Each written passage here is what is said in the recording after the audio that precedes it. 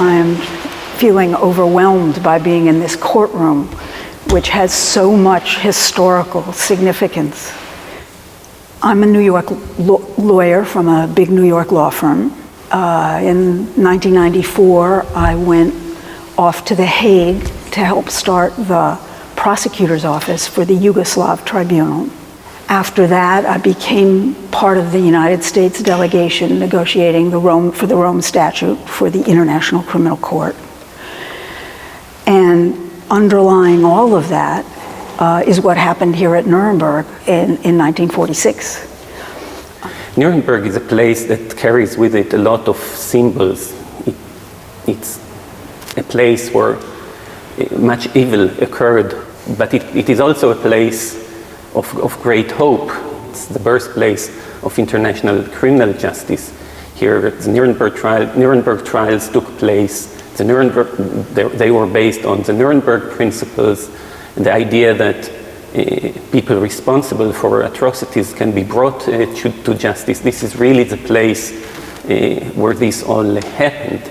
And here in Nuremberg, which had a terrible reputation as being the source of the Nazi rallies, of the Nuremberg laws of discrimination, of everything which was associated with the evils of Nazism, were associated with the name Nuremberg. Here is an opportunity for Nuremberg not only to clear its own name, but to become a leader and learn from the suffering of the past and create this as a center for the spread of ideas which are the opposite of what was taught here during the Hitler regime. And that means to come out in support of criminalizing aggressive war, as they did at Nuremberg, upholding the Nuremberg Principles, that law applies equally to everyone, and that aggression is the supreme international crime. What Nuremberg means to me is that men of great power can be held to account. And since at Nuremberg, the number 2 and the number 3 persons in the German Reich, military commanders, were held to account, we laid a principle that we then were able to turn to in the 1990s after the horrors of Rwanda and Yugoslavia and elsewhere to begin developing from Nuremberg a new international system which held people like Milosevic and Karadzic to account. And today we have a world in which even people who are at the highest level have to consider the law to be above them.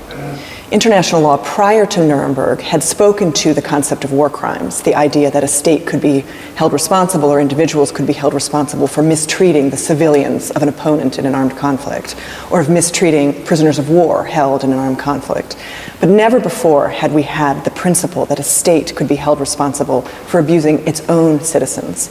And in many respects, I think the entire human rights edifice that was built in the post-World War II period owes its debt to the idea of crimes against humanity, that states and individual leaders could be held responsible for mistreating their own citizens in a time of war or not. That is a real legacy of Nuremberg. Establishing an international criminal justice institute here is something that carries great meaning. It gives us an opportunity to think about how we can do things to promote a better future for all of us, and yet not forget about the past. And I think we're all delighted to see now a center being conceived of at the location where these unprecedented events in respect of international criminal law first found their expression.